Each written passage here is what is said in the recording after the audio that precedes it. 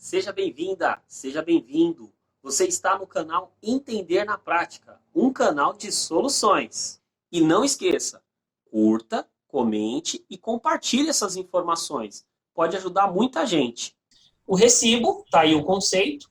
Acredito que todos nós aí que estamos no comércio, que prestamos serviço, a gente está extremamente habituado com o recibo, mas eu não vou me cansar de falar do momento todo, de coisas óbvias, né? Quando a gente fala de conceito. É até uma atribuição de quem explicar o conceito para vocês. Então, um documento que comprova o recebimento de algo ou algum valor. E eu coloco ali grifado, porque eu já vi pessoas cometendo esses erros, que quem emite o recibo é quem recebeu. Você não pode, por exemplo, pedir para um cliente assinar um recibo.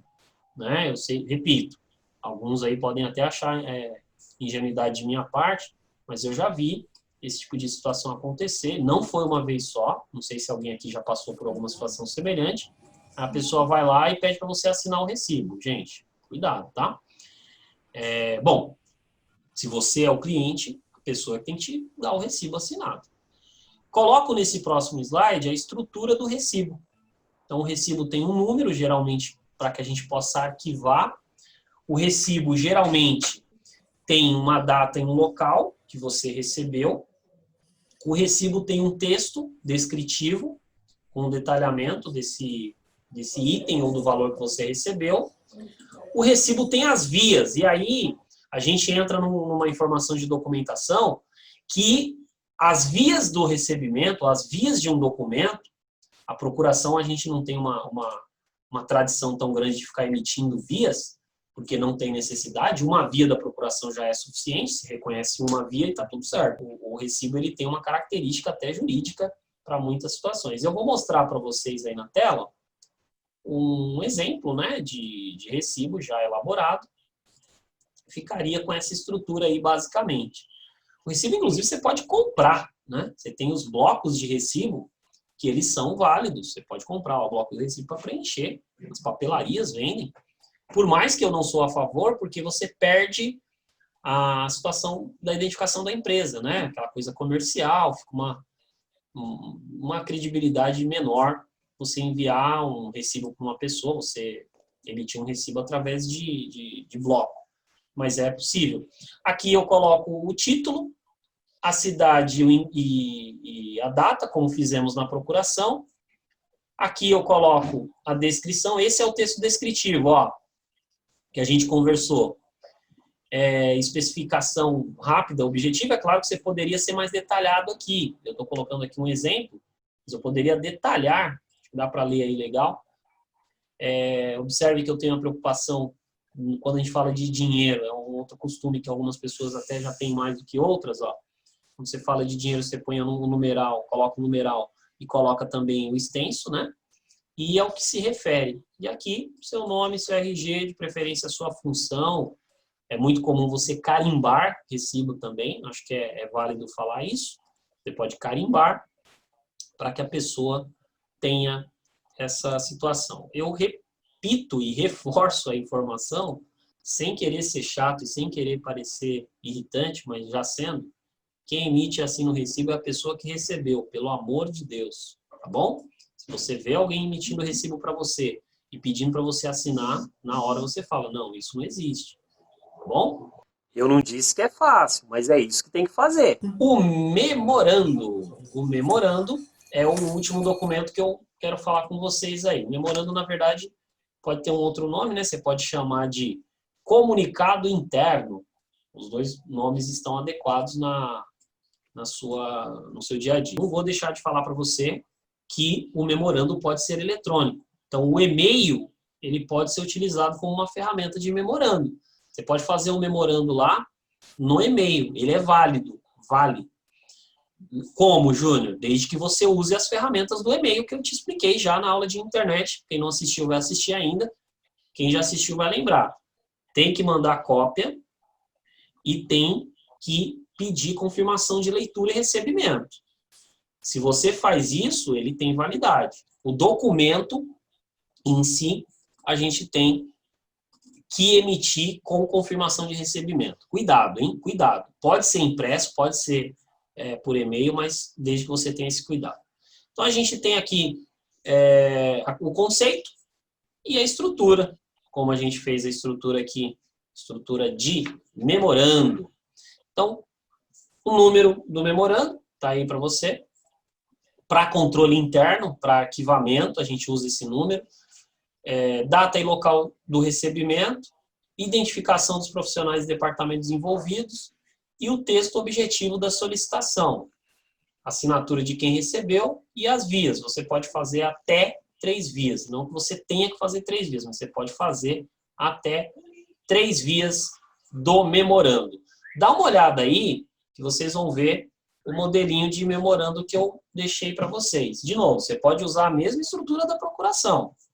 O logotipo, o endereço, né, a identificação ali da cidade, da data. E você tem aqui o texto. Olha o texto como eu coloquei. Parece aqueles bilhetinhos que a gente faz, né, em alguns eventos aí. Você já deve ter visto aí. Vou colocar aqui. E o assunto. Assunto, solicitação de materiais de escritório. É um exemplo.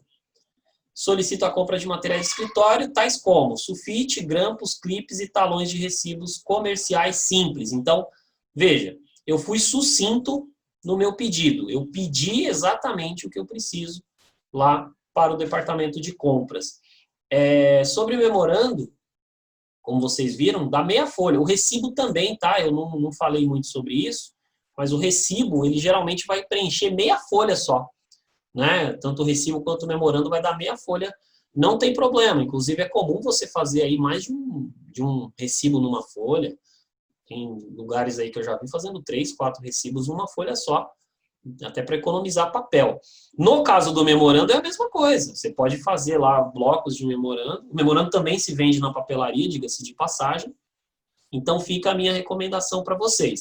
Sempre que você tiver a necessidade de montar um documento, você pode explorar aí o máximo os conceitos que ele te oferece. A gente tem muita coisa eletrônica na empresa, mas não deixa de fazer documentação quando precisar, viu, pessoal? Fica a minha dica. Outra curiosidade de memorando que eu separei para falar para vocês. O correto qualquer comunicação oficial da empresa deveria ser feito um memorando. Quando eu falo comunicação oficial, eu estou falando de pedidos mesmo. Para reuniões, a gente tem o livro ata, né? Tem a ata de reuniões. Agora, para o caso de pedidos, deveria ser feito um memorando. Exemplo, que nós não temos o hábito, mas seria o adequado. Uma formalização de aumento salarial, até mesmo uma promessa de qualquer tipo de mudança na empresa, deveria ser feito um memorando. Essa é a verdade. O meu supervisor falou que eu vou receber um aumento. Eu deveria fazer um documento com vias e nessas vias especificar para que você possa ter o cumprimento daquele pedido, né? Vamos dizer assim, daquela solicitação. Então, fica aí registrado. Agora é pau no gato, sal na lesma. Peço para vocês aguardarem aí.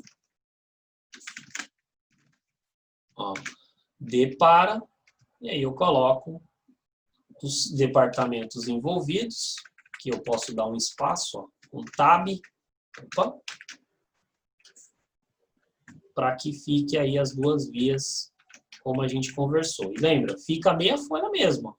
Não vai dar nem meia folha. Meia folha, na verdade, é até exagero. Daria para criar mais a outra via aqui. Aí o que eu faço? Copio, Ctrl C, colo, Ctrl V, coube 2. Só não vou colocar 3 porque já é demais, mas também daria. Se eu subir a margem aqui, né, dá para colocar. Mas vendo, dá 2 vias no mesmo memorando. Coloco a identificação de número dele, memorando tal, para ter um protocolo, para ter um número, né, que a gente está trabalhando. E era só mandar para os envolvidos assinarem esses documentos. Certo, minha gente? Assistam aí quantas vezes vocês precisarem, quantas vezes vocês quiserem, para que vocês possam esclarecer dúvidas. E não esqueça, curta e compartilhe essa informação. Como nós aprendemos, informação boa precisa ser passada para frente. Entender na prática um canal de soluções. Até já!